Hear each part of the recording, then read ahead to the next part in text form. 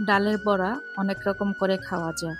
বর্ষার সিজনে ছোট মাছ আর ডাল মিক্সের বড়াটা খেতে মজা লাগে।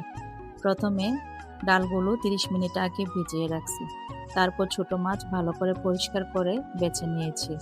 এখন একটা ব্লেন্ডারের সাহায্যে ডাল এবং ছোট মাছ ব্লেন্ড করে নিব।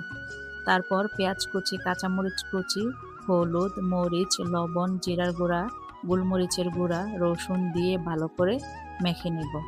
একটা কড়াইতে তেল গরম করে অল্প আঁচে বড়াগুলো ভেজে নিব।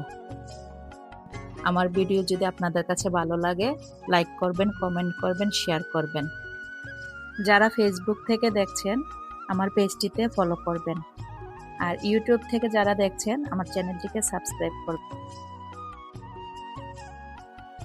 সবাই ভালো থাকবেন। আসসালামু আলাইকুম। আল্লাহ হাফেজ।